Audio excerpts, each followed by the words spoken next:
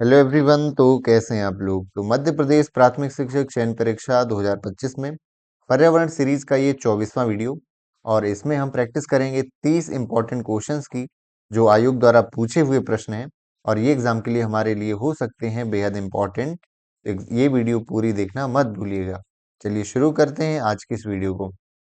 तो आज की इस वीडियो का जो है हमारा पहला प्रश्न, निम्नलिखित में से कौन सी ग्रीन हाउस गैस पूरी तरह से मानव जनित है। तो बताना है कि मानव जनित यानी इंसानों द्वारा जो है जिनका प्रभाव पड़ता है, प्रत्यक्ष या परोक्ष रूप से इंसानों का प्रभाव सबसे अधिक है। तो भाप, मीथेन, कार्बन डाइऑक्साइड या और नाइट्रस ऑक्साइड। तो इसका जो सही उत्तर है वह है हमारा, जो आयोग ने दिया है वह तो दिया हमारा कार्बन डाइऑक्साइड, लेकिन यह जो उत्तर बिल्कुल जो है गलत है। कार्बन डाइऑक्साइड पूरी तरह से मानव जनित नहीं है, क्योंकि जो कार्बन डाइऑक्साइड है वो पशुओं द्वारा भी निकलती है। यहाँ तक कि जब ज्वालामुखी विस्फोट होता है तो वहां भी यह गैस क्या होती है, निकलती है। महासागरों में भी यह गैस जो है पाई जाती है। तो इसलिए ये उत्तर जो है आयोग ने दिया है। इसलिए जब भी आप आयोग के प्रश्न पढ़ें तो जरूर उनका एनालिसिस कर लें। तो ये उत्तर हमारा सही नहीं है। इसको जो यदि आप सर्च करेंगे तो आपको मिलेगा कि जो मानव जनित ग्रीन हाउस गैस है वो है क्लोरोफ्लोरोकार्बन, और जो कि हमारे एसी और रेफ्रिजरेटर में पाया जाता है। बाकी आप नाइट्रस ऑक्साइड देखें तो ये तो हमारे जैसे बिजली चमकती है, जब बरसात होती है तो बिजली का चमकना पाया जाता है, देखते हैं हम। और मिट्टी में भी ये जो है पाया जाता है, पौधों में भी ये पाई जाती है। तो ये जो है नाइट्रस ऑक्साइड जो है पौधों की स्पेशली जड़ों में पाई जाती है, जो रोगाणुरोधी जो रहती है। तो इस प्रकार से जो हमारा सही, मीथेन तो हमारी है ही, और भाप ये नेचुरल है। इसका जो सही उत्तर होना चाहिए वह होना चाहिए क्लोरोफ्लोरोकार्बन।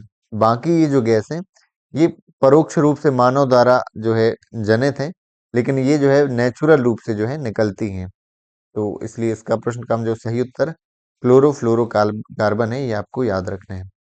आगे देखते हैं, ग्रीन हाउस प्रभाव किसके कारण होता है। आपको पता है कि वातावरण में क्या होता है, कुछ गैसें रहती हैं जैसे कार्बन डाइऑक्साइड है, CFC है, जिसके कारण जो है वातावरण की गर्मी बढ़ जाती है। ये यानी सूर्य की किरणों को वापस नहीं जाने देती विकिरण को। इसका सही उत्तर है वातावरण में कार्बन डाइऑक्साइड की वृद्धि होना ग्रीन हाउस प्रभाव जो है को ये बढ़ाता है। यदि CO2 की जितनी ज्यादा वृद्धि होगी उतना अधिक ग्रीन हाउस प्रभाव ये बढ़ेगा। आगे देखते हैं, भारत का सबसे प्रदूषित शहर है क्या है। ये तो आपको जानने की जरूरत ही नहीं है। सबसे प्रदूषण जो है दिल्ली का है। सूची यहाँ का जो AQI है, एयर क्वालिटी इंडेक्स, इस साल जो है 795 पहुंच गया था। एयर क्वालिटी इंडेक्स क्या कहलाता है, वायु की गुणवत्ता का जो सूचकांक है। जो सबसे अच्छी गुणवत्ता मानी जाती है कि 0 से 50 हमारा AQI रहना चाहिए, ये सबसे अच्छा माना जाता है। क्योंकि 50 से 100 माना जाता है मध्यम गुणवत्ता का। और वहीं यदि हम माने कि 100 150 प्लस, कहीं का AQI 150 प्लस है, उसको जो है स्वास्थ्य के लिए हानिकारक माना जाता है। सोचिए यदि जब 150 प्लस माना जाता है तो दिल्ली का हमारा कितना पहुंच जाता है, 700 से भी ऊपर पहुंच जाता है। तो ये दिल्ली में बहुत ज्यादा प्रदूषण है। आगे देखते हैं, शिक्षक अपने कुछ छात्रों का असाधारण रूप से उज्जवल और बुद्धिमान पाता है।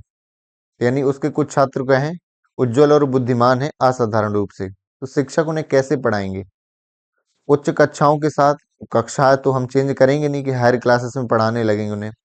समृद्ध पाठ्यक्रम का उपयोग करके, यूजिंग इनरिच्ड कैरिकुलम, या उनकी इच्छा अनुसार या बाकी कक्षा के साथ। इसका सही उत्तर है ऑप्शन नंबर बी, यानी उनका जो पाठ्यक्रम है उसको और अधिक इनरिच्ड बनाएंगे। मतलब और अधिक जो है सवाल, यदि मैथ हम पढ़ा रहे हैं और थोड़ी लेवल जो बढ़ा करके क्वेश्चन प्रैक्टिस करवाएंगे। बाकी जो है अन्य गतिविधियों में भी उन्हें शामिल करेंगे। यही इसमें लिखा है, समृद्ध पाठ्यक्रम का उपयोग करेंगे। यदि आपकी क्लास में बहुत होशियार बच्चे, बुद्धिमान बच्चे कुछ बच्चे हैं, क्योंकि नॉर्मल बच्चों के साथ नॉर्मल बिहेवियर आप करोगे तो उनका जो है लेवल डाउन होगा, क्योंकि उनकी प्रतिभाएं बहुत अधिक हैं। आप उन्हें और अधिक लेवल पर ले जा सकते हैं। आगे देखते हैं, मुख्यतः अधिकतर सभी जीवों में अनुकूलतम तापमान निम्नलिखित श्रेणी में होता है। 0 डिग्री से 20 डिग्री। अच्छा, ये तो ऑप्शन है आपके, ये जो है गलत लिख गया है। बाकी ये आपके ऑप्शन है 0 से 20, 0 से 10, 30 से 40 या 0 से 50। तो सभी जीवों के लिए अनुकूलतम तापमान जो रहता है, इसका सही उत्तर है आपका 0 से 50 डिग्री सेंटीग्रेड।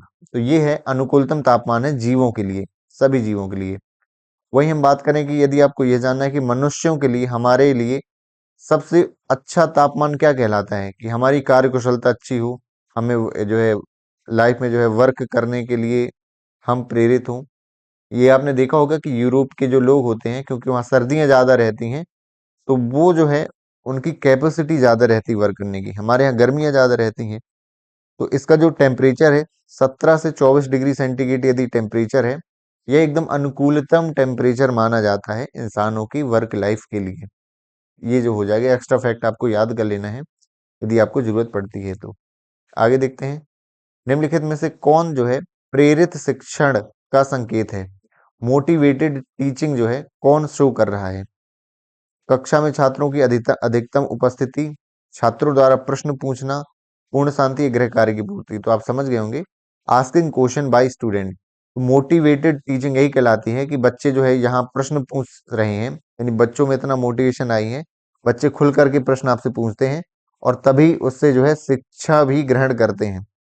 शिक्षा प्राप्त करने का और माध्यम रहता है प्रश्न पूछ करके, जो उनके डाउट हैं, जो उनको जो है दिक्कत जा रही है, वो खुल करके पूछते हैं। तो ये भी मोटिवेशन, जो मोटिवेटेड टीचिंग के अंतर्गत आता है। आगे देखते हैं, ईवीएस कक्षा में स्कैफोल्डिंग उस प्रक्रिया को संदर्भित करता है जहां छात्रों को बार बार अभ्यास करने के लिए कहता है, अच्छे अंक प्राप्त करने के लिए या सीखने के बढ़ाने के लिए शिक्षार्थियों को अस्थायी सहायता देता है। तो देखिए, स्कैफोल्डिंग क्या कहलाता है, एक तकनीक है शिक्षण की। स्कैफोल्डिंग क्या है, शिक्षण की एक तकनीक है जहां पर शिक्षार्थियों को अधिक मौका दिया जाता है। किसको, शिक्षार्थियों को, या इसको चाइल्ड सेंट्रिक भी बोल सकते हैं, चाइल्ड सेंट्रिक रहती है। तो इसमें क्या किया जाता है, बच्चों को पहले शिक्षक हेल्प प्रदान करता है समस्या में, किसी समस्या में, लेकिन धीरे धीरे अपनी हेल्प को कम कर देता है, बच्चों को स्वयं प्रॉब्लम को सॉल्व करने के लिए वो अवसर देता है। तो यही है, ऑप्शन नंबर सी है। सीखने के लिए वो क्या करता है, टेम्परेरी सपोर्ट देता है। टेम्परेरी मतलब धीरे धीरे सपोर्ट अपना कम कर लेता है ताकि बच्चे स्वयं जो है करके सीखें। तो ये किसके अंतर्गत आता है, इसके फोल्डिंग के अंतर्गत आता है। आई होप आप जो है समझ गए होंगे। आगे देखते हैं, जैसलमेर का किला कितना पुराना है, ये पूछा है।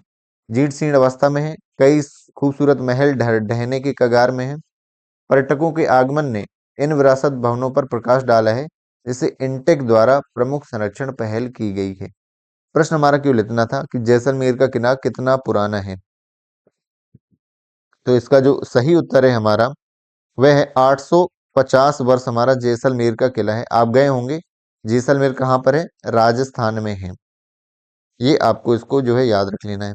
इसके बाद बात करें, इंटेक एक संस्था है और इसका जो फुल फॉर्म है इंडियन नेशनल, ये ट्रस्ट है एक, Indian national trust for art and cultural, art and cultural heritage, ये आपको रखना है, Indian national trust for art and cultural heritage. ये हमारी सांस्कृतिक विरासत को संरक्षित करने के लिए ये जो एक ट्रस्ट बनाया गया है, तो हमारी पुरानी इमारतों का जीर्णोद्धार भी कराती है सांस्कृतिक जो है, और दस्तावेज भी सुरक्षित रखती है कोई इमारतों के, जो पुरानी हमारी इमारतें हैं। ये जो है आपको याद रख लेना है कि 850 वर्ष पुराना ये किला है। आगे देखते हैं, अगला प्रश्न है, इनमें से किनकी किसकी पूजा हड़प्पा के लोग नहीं करते थे। हड़प्पा सभ्यता आपको पता है कि हमारी सिंधु घाटी सभ्यता जो है कितनी पुरानी है, 2600 लगभग बीसी ईसा पूर्व जो है, या 1900 जो है ईसा पूर्व जो है, ये हमारी सभ्यता है। किसकी पूजा नहीं करते थे, तो देवी प्रकृति, पशुपतिनाथ। तो इसका सही उत्तर है इंद्र। इंद्र की पूजा नहीं करते थे, वो गॉडेस की भी करते थे, प्रकृति के पूजक पशुपतिनाथ। यहाँ पर देवी की मूर्ति मिलती है, जैसे मात्र शक्ति नाम दिया गया है, पशुपतिनाथ की मूर्ति मिलती है, तो जिससे ये स्पष्ट होता है कि वो क्या करते हैं, इंद्र की पूजा नहीं करते थे। अब इससे एक क्वेश्चन बनता है कि जो है हमारी जो है हड़प्पा सभ्यता, प्रश्न आता है कि हड़प्पा सभ्यता किस प्रकार की सभ्यता थी। ऑप्शन आ जाता है शहरी सभ्यता, ग्रामीण सभ्यता या मिश्रित सभ्यता। जो हमारी शहरी सभ्यता थी, यानी इस हड़प्पा जो है एक शहर था। और क्यों शहर था? क्योंकि शहर की जो है सारी सुविधाएं, जैसे वहां की नालियां आप देखें तो 90 डिग्री में थी। लोगों के दरवाजे सामने जो है खुलते थे, बिल्कुल लाइन से बने हुए थे। वॉशरूम से पूरी नाली जो है कनेक्टेड थी पूरे शहर की, जो बड़े नाली से कनेक्ट होके पूरे शहर के बाहर जो चला जाता था, तो नाली के द्वारा पानी। तो ये जो है आपको याद रख लेना है। अच्छा, एक और इसके पहले मुझे जो एक चीज याद आ गई है, ये प्रश्न आपको थोड़ा सा क्लियर करने की जरूरत है कि इसमें किला और महल में क्या अंतर होता है। किला और महल में कुछ तो अंतर होता होगा, तो ये हमें इसमें समझना है कि आपको पता, आपने किले देखे होंगे, जैसे जैसलमेर का है, तो किला क्या करते हैं, एक बड़ी बाउंड्री के अंतर्गत बहुत सारी इमारतें बनाई जाती हैं, जिसमें राजा और उनके राजा के परिवार और उसके प्रमुख व्यक्ति, जैसे मंत्री और सचिव, ये लोग रहते थे। जैसे आपने आगरा का किला देखा होगा, जैसलमेर का, तो वो क्या करते थे ताकि दूसरों से रक्षा हो सके, यहाँ पर राजशाही परिवार रहता था। इसके अंदर जो है क्या बने रहते थे, महल बने रहते थे। रानी महल, कौशक महल, आपने बहुत सारे महल सुने होंगे। यहीं जो है सेनाओं को रहने के लिए बहुत सारी चीजें हैं। इतना बस आपको क्लियर करने की जरूरत है, किला महल में ये अंतर है। बढ़ते हैं अगले प्रश्न की ओर। मार्च में दक्कन के पठार पर दर्ज किया गया उच्चतम तापमान था। तो ये रिलीवेंट क्वेश्चन अब नहीं है, ये उस समय 2022 का ये पेपर है। उस समय हो सकता था, लेकिन अब जो है इम्पोर्टेंट नहीं है। उस समय जो है इसका जो दक्कन के पठार का टेम्परेचर है, आयोग ने उत्तर दिया 38 डिग्री। अब मुझे नहीं पता है क्यों इन्होंने पूछा है। कभी कभी जो है इस तरह के प्रश्न भी पूछ लिए जाते हैं कि आप कितनी भी कोशिश कर लीजिए, वो प्रश्न नहीं बनते हैं। और वो इसलिए दिए जाते हैं कि थोड़ा सा कंपटीशन कम हो। यदि आप इनके पीछे आप पड़ जाएंगे तो समझ लीजिए बाकी तैयारी आपकी रुक जाएगी। एक दो दो चार प्रश्नों की आप चिंता छोड़ दीजिए, आप तो तैयारी करिए बाकी प्रश्नों की, क्योंकि जो हमारे सिलेबस के अकॉर्डिंग हम पढ़ रहे हैं। आगे देखते हैं, किस देश के बाद गन्ने का दूसरा सबसे बड़ा उत्पादक है? तो सबसे बड़ा जो गन्ने का उत्पादक है, आपको याद रख लेना है, चीन है। और दूसरे नंबर में आता है हमारा भारत आता है। तो इसका सॉरी, ये जो है चीन गलत हो गया है। पहले नंबर पे ब्राजील आता है, दूसरे में आता है हमारा भारत, और उसके बाद आता है चीन। ये याद रख लेना है, गन्ने के उत्पादक ये देश हैं हमारे। पहले नंबर पर क्या हमारा करेक्ट आंसर है? इसका सही उत्तर है हमारा ब्राजील। यहीं चाय की बात कर लेते हैं, चाय की भी पूछा जाता है। तो चाय जो है सबसे पहले चीन में सबसे ज्यादा उत्पादन होता है, फिर होता है भारत में उत्पादन। और तीसरे नंबर में याद रखना है तो आप केन्या याद रख सकते हैं। हालांकि ये एक, आपको इससे एक टॉपिक पता चल रहे हैं, एक चीज आप याद रखिए। और टॉपिक क्या है? जो है विभिन्न उत्पादन में स्थान। और यदि आप कहीं सर्च करेंगे, ये टॉपिक इस नाम से मिल जाएगा, खनिज और फसल उत्पादन। ये आप सर्च करेंगे तो आपको मिल जाएगा। और कहेंगे तो आप इसके लिए मैं अलग से वीडियो भी ले आऊंगा, क्योंकि यदि इसमें मैं बताने लग जाऊंगा तो इसी में बहुत सारा टाइम चला जाएगा। बढ़ते हैं अगले प्रश्न की ओर। कौन सी शारीरिक गतिविधियों में नियामक के रूप में कार्य करता है? तो हमारी जो साइकोलॉजिकल एक्टिविटी है, फिजियोलॉजिकल, उसमें रेगुलेटर का काम कौन करता है? तो हमारी प्रोटीन, वसा और कार्बोहाइड्रेट, ये तो हमें एनर्जी प्रोवाइड करते हैं, लेकिन जो हमारे मिनरल्स हैं वो क्या करते हैं? वो उसे रेगुलेशन करते हैं हमारी एक्टिविटीज को। तो ये आपको जो है याद रख लेना है। और दूध में पाया जाने वाला कार्बोहाइड्रेट आपको पता है, दूध में कौन सी शुगर पाई जाती है? लैक्टोज शुगर पाई जाती है। तो ये आपको बिल्कुल अच्छे से याद रखना है। आगे देखते हैं, कौन सा विटामिन आंखों व त्वचा को सुरक्षा प्रदान करता है? ये आपको स्पष्ट हो गया होगा कि हमारा विटामिन ए है। विटामिन ए का जो है रासायनिक नाम क्या है? रेटिनॉल है। रेटिना से समझ गए होंगे, यानी आंखों से संबंधित ये रोग हो जाता है, इसे हम रतौंधी कहते हैं। तो ये आपको याद रखना है, विटामिन ए को, विटामिन ए है, इससे आंखों व त्वचा को सुरक्षा प्रदान करता है विटामिन ए। भारतीय गहन अंतरिक्ष network, Indian deep space network, ये आपके लिए इंपॉर्टेंट हो सकता है, हमारा स्पेस वाले से रिलेटेड क्वेश्चन है। इसको किस वर्ष चालू किया गया है? तो इंडियन डीप स्पेस जो नेटवर्क है 2008 में चालू किया गया है। तो इसको क्या किया गया है, इसरो द्वारा ये संचालित किया जाता है। और इसका काम क्या है? अंतरिक्ष यानों की निगरानी करना। जो हमारे अंतरिक्ष यान है उनकी निगरानी करता है, कोई जो गुम जाते हैं तो उनका ये पता लगा लेता है। तो इसीलिए इसका नाम है इंडियन डीप स्पेस नेटवर्क। यानी हमेशा इसका काम यही है, केवल निगरानी रखना। और ये एक सैटेलाइट जो है सैटेलाइट प्रकार का है, तो ये क्या करता है, आप समझ गए होंगे, अंतरिक्ष यानों की निगरानी करता है। इतना ही इसमें याद रख लेना है, बाकी जानने की जरूरत है नहीं इसमें।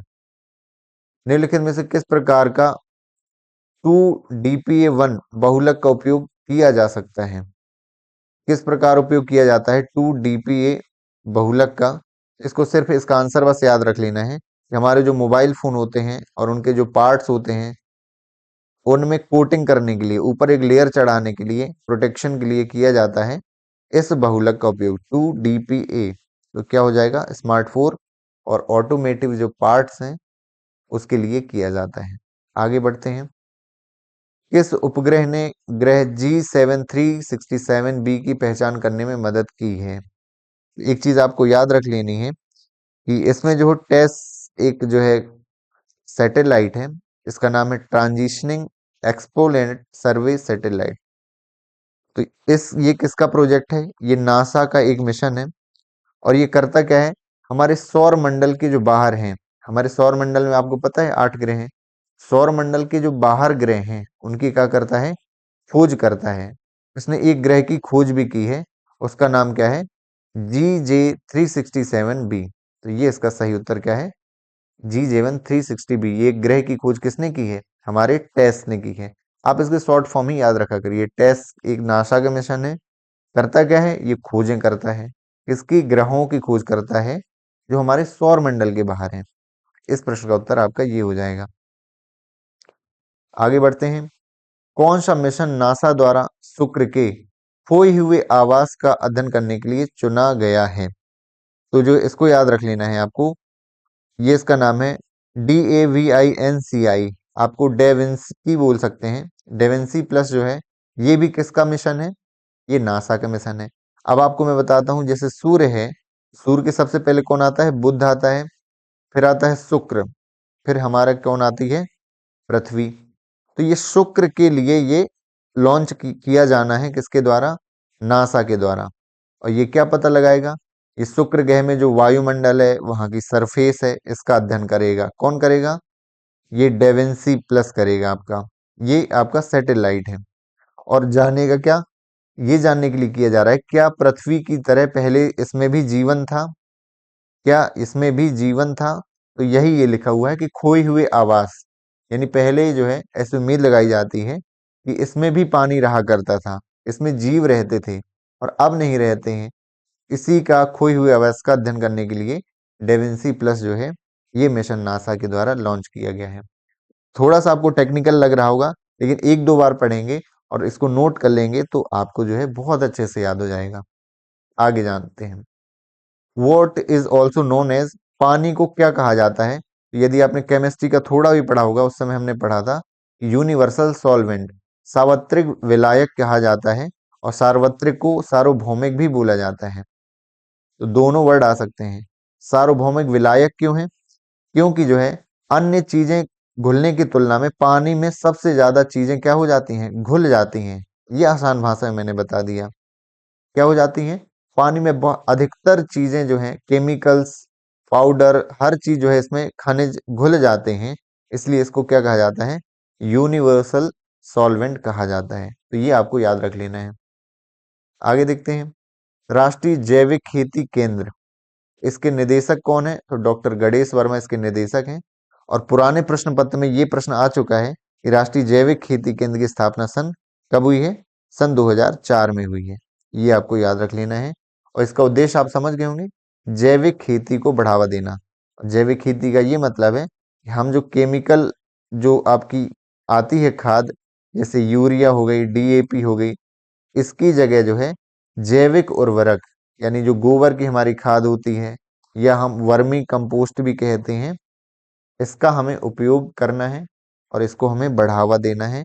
यह उद्देश्य है हमारे राष्ट्रीय जैविक खेती केंद्र का। आगे देखते हैं। मिट्टी के पोषक तत्वों से भरने के लिए किसानों को खेतों में क्या डालना पड़ता है?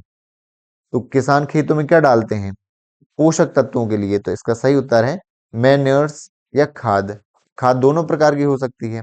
आपकी जो ये कृत्रिम खाद आती है, यूरिया, DAP, और अभी जो मैंने बताया, और आपकी गोबर की खाद भी हो सकती है, वर्मी कंपोस्ट भी हो सकती है। और क्यों डाला जाता है, ये किसान क्यों डालते हैं? मिट्टी को पोषक तत्वों से भरने के लिए। तो ये उत्तर इसका सही हो जाएगा। आगे देखते हैं। ये देखिए स्पोर्ट्स से क्वेश्चन आ गया है, अपने आप में जो है ये एक टॉपिक भी है स्पोर्ट्स का, इसलिए मैं इसको ज्यादा नहीं बताता हूँ, इसको आईपीएल के बारे में बता देता हूँ। अब आईपीएल 2021 में ऑरेंज कप जीता तो ऋतुराज गायकवाड़ ने उस समय जीता था, लेकिन इस समय हमारे लिए रिलेवेंट क्वेश्चन नहीं है। हमारे जो है पेपर में तो आएंगे कौन से क्वेश्चन? 2024 के आईपीएल से आएंगे। तो इसके बारे में हमें एक याद रख लेना है। सबसे पहले तो पूछेगा कि इसकी जो है विजेता टीम कौन सी है। कौन सा पूछेगा? विजेता। इसके साथ साथ पूछेगा हमसे कि उप विजेता टीम कौन है, ये पूछे जाते हैं। ऑरेंज कप किसको मिला है? इसके बाद पर्पल कप किसको मिला है, ये पूछा जाता है। और फाइनल मैच किस स्टेडियम में खेला गया है, ये चीजें हमें पता होनी चाहिए। तो जो विजेता रही है, कोलकाता नाइट राइडर्स केकेआर विजेता रही है। किसको हरा करके? सनराइजर हैदराबाद को हरा करके। पहला एक कथन ये याद कर लेना है। ऑरेंज कप किसको मिलता है? जिसने पूरे आईपीएल उस सीजन में सबसे ज्यादा रन बनाए होते हैं। ये मिला है हमारे विराट कोहली को। और विराट कोहली ने कितने रन बनाए हैं? 741। तो ये आपको नहीं याद रख लेना 741, इतना याद रख लेना है कि विराट कोहली को क्या मिला है? ऑरेंज कप मिला है। पर्पल कैप किसको मिलता है? जो सबसे ज्यादा क्या करता है? विकेट लेता है। तो हर्षल पटेल जो है, ये आपको याद रख लेना है। हर्षल पटेल को सबसे ज्यादा जो है विकेट लेने के लिए पर्पल कप मिला है, और इसने लगभग 24 विकेट लिए हैं 14 इनिंग में। और स्टेडियम जो है, फाइनल मैच कहाँ खेला गया था? चेन्नई में खेला गया था। और यदि पूछा जाता है कौन सा स्टेडियम, तो एम ए चिदम्बरम स्टेडियम में ये मैच खेला गया था। इतने ही आपके आते हैं, विजेता उपविजेता, ऑरेंज कैप, पर्पल कैप और स्टेडियम। ये आपको याद रख लेना है। इससे बाहर यदि आईपीएल से क्वेश्चन आता है, तो इससे बाहर जहां तक नहीं जाना चाहिए। प्रस्तावित शैक्षिक भ्रमण से पहले छात्रों को जानकारी देने का क्या अर्थ है? हम कुछ ना कुछ जानकारी दे ही देते हैं बच्चों को कि ट्रिप में क्या करना है क्या नहीं। तो हम जानकारी क्यों देते हैं ट्रिप के पहले कि यात्रा के लिए क्या करना है क्या नहीं करना है, केवल यात्रा के लिए नहीं करना, या छात्रों को घूमने के लिए आजाद करें? इसका जो है सिंपल सा उत्तर हमारा है, हम बच्चों को इसलिए पहले से बता देते हैं हम कि यात्रा के बारे में, कि यात्रा के लिए क्या करना है हमें, क्या नहीं करना है, क्या क्या चीजें ले जानी है, कौन सी चीजें हमें नहीं ले जानी है, और क्या क्या रूल से रहना है हमें, कि सभी को ग्रुप में रहना है वहां पर, है ना, बिना परमिशन के कहीं दूर नहीं जाना है। राइट। बढ़ते हैं अगले प्रश्न पर। साइट पर बच्चों को पर्याप्त अवसर समय दिए जाने की आवश्यकता है। साइट मतलब क्या होता है? कोई घूमने की जगह, जहां हम, यही पुराना प्रश्न हो गया कि जो एजुकेशनल टूर जाते हैं बच्चों के, हम घुमाने ले जाते हैं, तो बच्चों को किसके लिए पर्याप्त अवसर और समय दिए जाना चाहिए? किसके लिए? ऑब्जर्वेशन और एक्सप्लोर करने के लिए। आपका उत्तर नंबर ए जो है इस प्रश्न का बिल्कुल सही उत्तर है। अगला प्रश्न हम देखते हैं।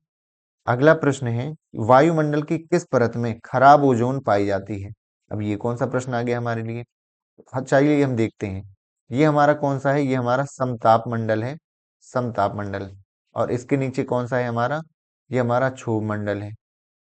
आपको पता है ये ओजोन गैस कहाँ तक पाई जाती है? यदि हम दूसरा कलर चूज करना चाहें, तो हमारी ओजोन गैस ये पाई जाती है, ये है हमारी ओजोन गैस।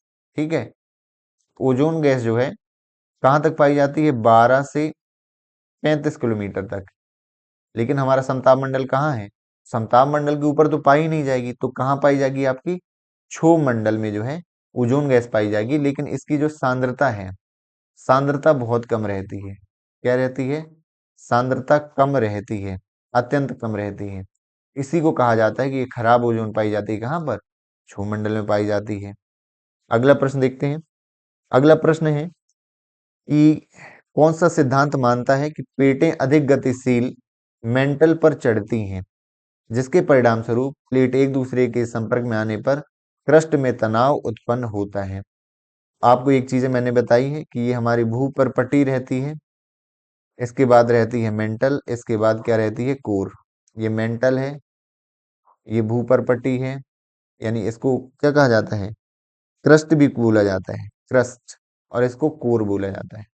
तो प्लेट विवर्तनिकी सिद्धांत कहलाता है कि मेंटल के अंदर ये इन परतों में हमेशा क्या होता रहता है, संचलन होता रहता है। ये या तो पास आती हैं या दूर जाती हैं, और इनके स्वरूप क्या होता है, ऊपर की जो परत है इनमें तनाव उत्पन्न होता है। सोचिए यदि दूर जाएंगी, इसमें क्या उत्पन्न होगा, यहाँ एक गहरी घाटी बन जाएगी। यदि यहाँ पर ये पास आएंगे तो यहाँ पर पर्वत का निर्माण हो जाएगा। तो इन जो पर्वत का निर्माण है, घाटियों का निर्माण, इन सभी के लिए कौन सा जिम्मेदार है, प्लेट विवर्तनिकी सिद्धांत, और इसे भू संचलन का सिद्धांत भी कहते हैं। और इसी के कारण जो प्लेटें चलती हैं, इसी के कारण हमारी सुनामी और भूकंप भी आते हैं। सुनामी और भूकंप का कारण भी यही है, प्लेट विवर्तनिकी सिद्धांत। आगे देखते हैं, निम्नलिखित में से कौन सा शब्द पर्यावरण के निर्जीव घटक को संदर्भित करता है। तो जैविक तो नहीं होगा, हमारा अजैविक घटक। जब भी हम चर्चा करते हैं कि अबायोटिक फैक्टर है, तो हम किसकी चर्चा कर रहे होते हैं, निर्जीव घटकों की, कि जो चीजें हमारी निर्जीव हैं, पत्थर, पहाड़, है ना, ये चीजें। आगे देखते हैं, टीएलएम जो है, अध्ययन सामग्री जो है, अध्यापन सामग्री के रूप में उपयोग करने के लिए जो पावर पॉइंट स्लाइड बनाते समय कौन सा उचित नहीं है। सोचिए हम टीएलएम बना रहे हैं, और टीएलएम के लिए क्या बना रहे हैं, पीपीटी बना रहे हैं। जैसे मैं आपके लिए बनाता हूँ कुछ, जैसे अलग अलग वीडियो लाता हूँ, तो पीपीटी बनाता हूँ, तो कौन सा उचित नहीं है एज अ टीएलएम। तो प्रत्येक बिंदु एक पंक्ति में होना चाहिए। तो हो सकता है ऐसा कर सकते हैं, पीपीटी में जो छोटा रखने की कोशिश करें, इसलिए हर बात एक स्लाइड में होना चाहिए। सार्वभौमिक संक्षेपों का उपयोग किया जाना चाहिए, जटिल आकृतियों से बचना चाहिए। देखिए ऐसा होना चाहिए, सी नंबर भी होना चाहिए, प्रत्येक बिंदु एक पंक्ति में, एक बिंदु किस में होना चाहिए, एक लाइन में। लेकिन प्रश्न का है कि ऐसा नहीं होना चाहिए। आपका ऑप्शन नंबर बी है इसका करेक्ट आंसर है, कि हमारा ये नहीं होना चाहिए कि हम प्रेजेंटेशन को बहुत छोटा रखने की कोशिश करें और हर बात को एक स्लाइड में होना चाहिए। इतना ज्यादा एक स्लाइड में हम हर एक बात को रखेंगे, बहुत ज्यादा क्या हो जाता है, वो फिर अट्रैक्टिव नहीं बनता है, वो कंसंट्रेशन नहीं होता है लोगों का। क्योंकि मैं भी ये जो अलग से पावर पॉइंट स्लाइड लाता हूँ, जैसे अभी आपके लिए बुक लिस्ट लाया था, उसी स्लाइड में मैं बहुत सारी आपको जानकारी पूरी भर दूं उसमें, तो कोई भी उसको जो है, मतलब काम की होने के बाद भी जो है वो अट्रैक्टिव नहीं लगेगी। आगे देखते हैं, किसका तात्पर्य है कि मूल्यांकन शैक्षिक और सह शैक्षिक दोनों क्षेत्रों में किया जाता है। तो आपको पता होगा सीसीई है, सतत और व्यापक मूल्यांकन, कंटिन्यूअस, और प्रोसेस जो है इवेल्युएशन की प्रोसेस है। इसका जो सही उत्तर है कॉम्प्रिहेंसिव। तो हमारा जो चलता भी है सीसीई, कंटिन्यूअस कॉम्प्रिहेंसिव इवेल्युएशन, यही कहलाता है कि हमारा जो मूल्यांकन 360 डिग्री उसके शैक्षिक क्षेत्रों का और सह शैक्षिक क्षेत्रों का मूल्यांकन होना चाहिए। आगे देखते हैं, आज की वीडियो का आखिरी प्रश्न। तो देखिए ये इंपॉर्टेंट प्रश्न हमारा हो जाता है कि दमली किस राज्य का लोक नृत्य है। हमारा जो लोक नृत्य है, ये हमारा एक टॉपिक है और इससे प्रश्न पूछे जाते हैं। ये है जम्मू कश्मीर का। बाकी मैं नहीं बताऊंगा, क्योंकि ये तो बहुत बड़ा एक खुद में एक टॉपिक है, बताऊंगा तो टाइम चला जाएगा। और यदि आप कहेंगे तो इसकी एक वीडियो भी हम बना देंगे अच्छी ट्रिक के द्वारा, जो इम्पोर्टेंट हमारे लोक नृत्य है उसको हम वीडियो के थ्रू समझा देंगे। Thank you so much for watching this video. और इसके साथ मैं बताना चाहता हूँ कि हमारी देखिए सीरीज 24 सीरीज हो गई है ईवीएस की। बाल विकास की भी लगभग 15-16 वीडियो हो गई हैं। अंतरिक्ष की अभी जो मैंने वीडियो पहली डाली है, मेहनत उसमें बहुत ज्यादा लगती है, क्योंकि वो पीपीटी खुद बनानी पड़ती है, सैटेलाइट वगैरह उसमें लानी पड़ती हैं, और खुद भी मुझे अध्ययन करना पड़ता है अलग किताबों का। पहली वीडियो में मुझे उतना रिस्पॉन्स मिल नहीं पाया है, हालांकि आप टेंशन लीजिए, उसको भी मैं जल्द ही वीडियो उसकी बाकी वीडियो ला करके उस टॉपिक को कवर कर दूंगा, और एमसीक्यू भी उसके बहुत अच्छे तरीके से लगाएंगे। इसकी टेंशन आप मुझ पर छोड़ दीजिए। Thank you so much for watching this video. मिलते हैं हम अगली वीडियो में।